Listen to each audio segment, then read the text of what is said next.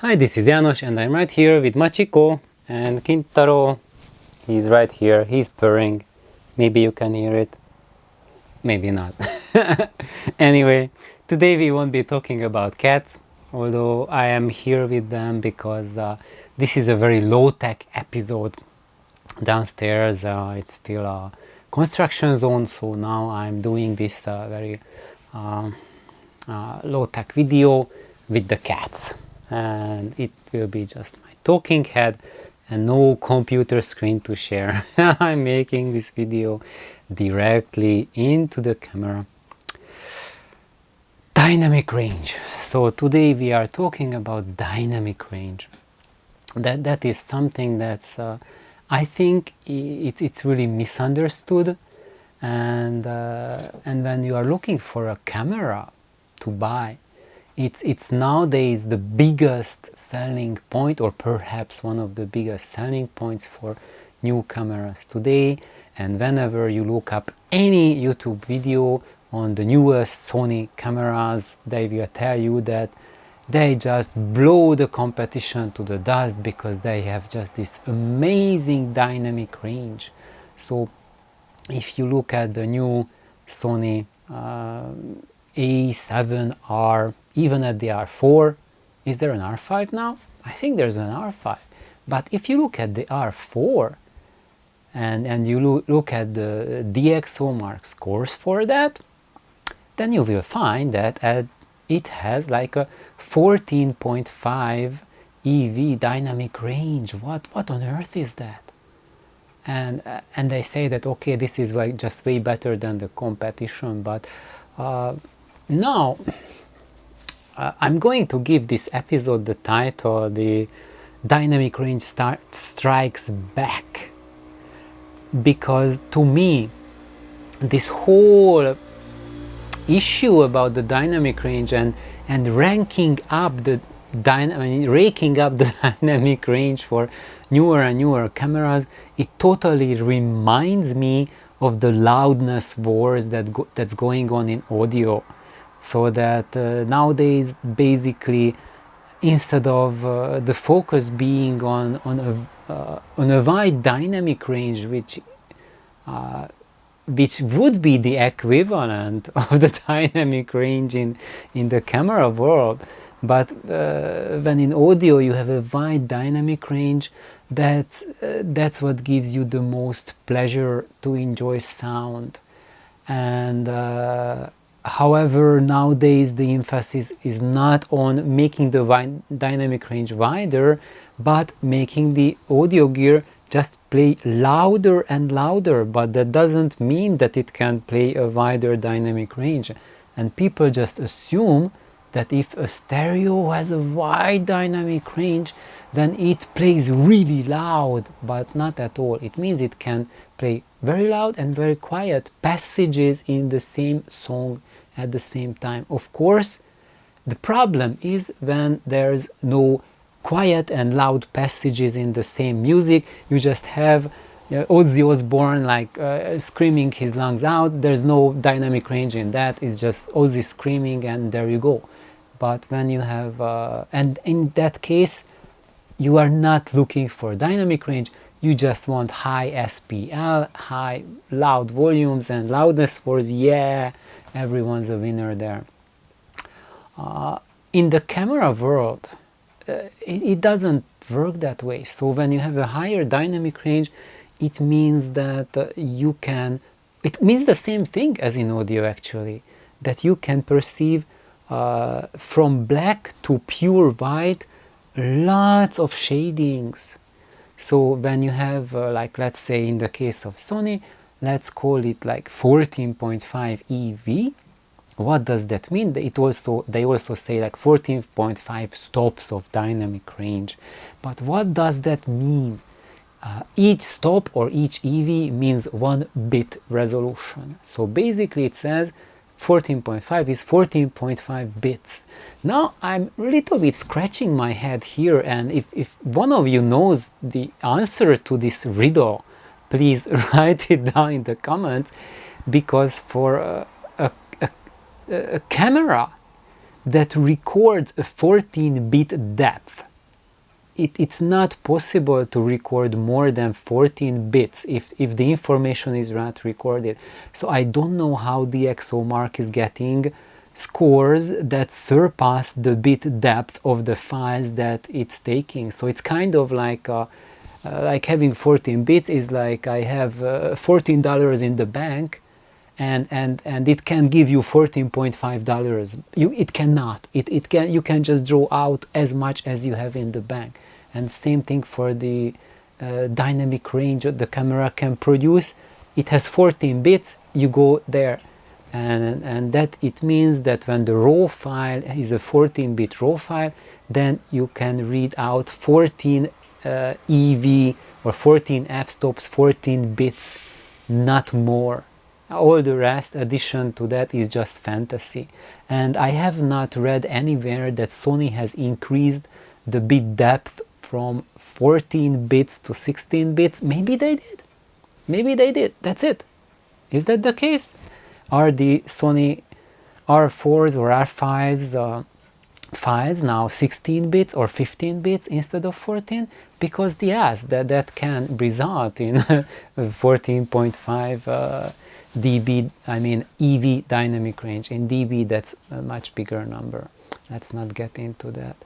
And in general, how does that 14 bits, so even let's say that I'm a skeptic and I just want to stick to the facts, that the camera puts out 14 bits, so it means that it has the maximum ability to give me 14 bits dynamic range. And but am I going to be able to see on my computer screen 14 bits of dynamic range? And the answer is no. Most people, when we have our computer screens, even if you have a pretty good computer screen, it has 8 EV depth, so 8-bit depth. Also, when you have JPEG files have 8-bit depth dynamic range. So if your camera can capture even just 9, you are not going to see it. You are just going to see 8. And if it captures 9, 10, 11, 20, 100, 2000, you're still going to see 8, because that's what the files encode that you can view on the computer and that you can view on the screen. Even if you have a normal premium monitor, even those are just 8 bits. And if you have a poor monitor, that's not even 8 bits. So here we have a massive discrepancy that how 14 bits is going to work out for you if you can only see 8 on your computer screen. And of course the answer for that is that you can take a shot and you don't have to worry about, did I get the exposure correctly? Whatever, you click something and you have basically your 8 bits that you can view on your computer. And if you have 14 bits, it means 6 bits more. So maybe you have 3 bits on the top and 3 bits on the bottom. So you can slide your 8 bits up or down, whether you have underexposed or overexposed your picture or not. So you have that range to play around with, that okay, I want to see more details in the shadow, so you can shift it around so that you have seeing more details in the shadow. Or maybe you want to see more details in the highlights and then you shift it around. Or you can just push it so that you create like a high dynamic range, an HDR output, and you are restructuring the dynamic information to fit everything into your 8-bit output file. But then you get those HDR photos that you see, and they look like someone drew it with Photoshop. So they don't look real, they don't look normal, they look like computer generated images. So that's the cost you are getting. So Ultimately, yes, dynamic range capability of 14-bit depth will give you a lot of playground to play around with Photoshop. But if you are such a photographer that you just want to, click a shot and have a natural looking photograph, then you will be much better off if first of all you are a good and decent photographer, and you really adjust your dynamic range, your exposure to whatever you want to capture, and not just whip up your camera, plap plap plap plap plap, and then later on in Photoshop or Lightroom you can dig around to get to rescue whatever you can. And basically that's where that 14-bit bit range or EV range comes in play, is when you are just shooting random, you don't have a concept in your mind. What is it that you want to capture? Then you just randomly capture stuff and then try to put it together and rescue those aborted projects and bring out something from it. And this is where the modern technology is going towards.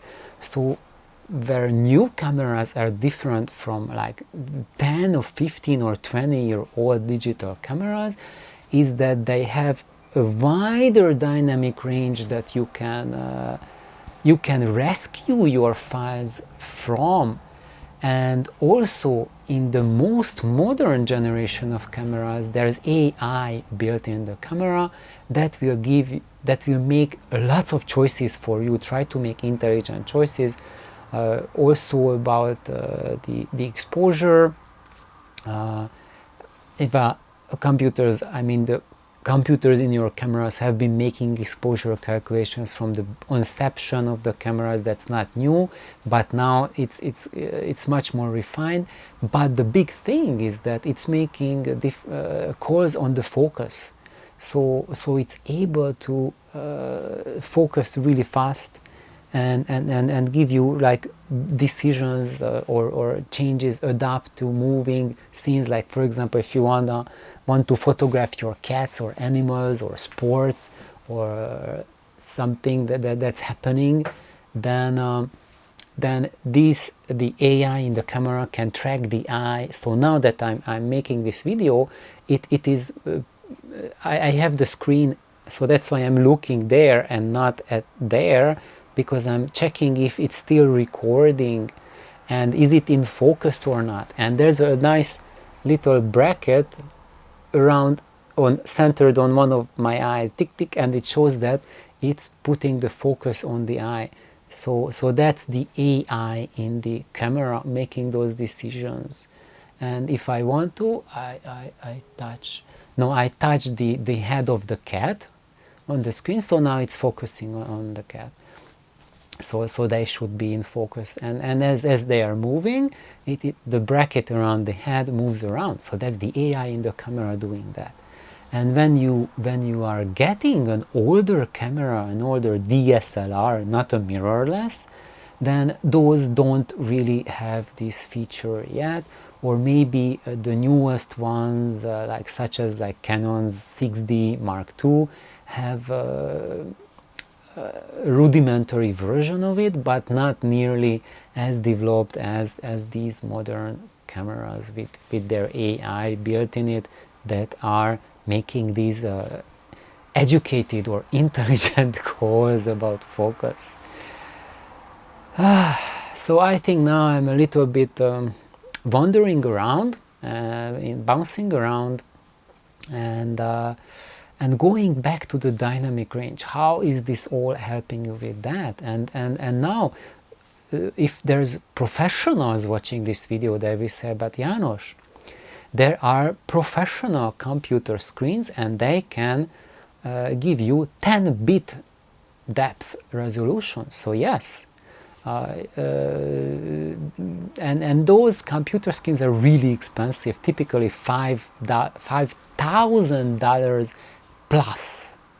So I think most of you who are watching it, you are not in danger of owning like $5,000-$10,000 computer screens to look your photos, but maybe if you are a professional photographer, then you might have such a monitor, such a screen, and indeed you are viewing your files at 10-bit depth. But that's still just 10-bit, not 14. And surprise, surprise, the very first professional DSLR cameras, the ones that had mirror inside, like the Canon 5D, even the 5D Mark I had 11-bit depth resolution. So actually DxO Mark grades it as like an 11-bit depth. But it put out 12-bit files. So actually there's 12 bits coming out, and according to their measurements, the lowest bit is mostly noise. But it's mostly, but there is still information there, and you can play around with 12 bits of information. And that means that if you properly expose your shot, you take a proper shot, then you have 10 bits that can be viewed on your awesome 10-bit monitor, plus you have 1 bit on the highlights and 1 bit in the shadow, so you can still play around to fine-tune your raw file, even with the 5D Classic. So even with the 5D Classic, if you have an excellent monitor, you can still play around with it in Lightroom or DPP or Photoshop to adjust it. And I think that's something really what you need to know is that that even those cameras, and not just Canon 5D Classic, but if you look at Nikon's or Pentax or any of the early first generation serious DSLRs, all of them, they are 12-bit resolution. They have much more in the file than what the latest marketing wants you to believe. And one great example for that is Martin Kastein. He has a video that he took a shot with the 5D Classic, and he is pulling up the shadow and highlight additional information that the raw file captured, which is like additional info compared to what the typical readout you have, what you can see on the screen.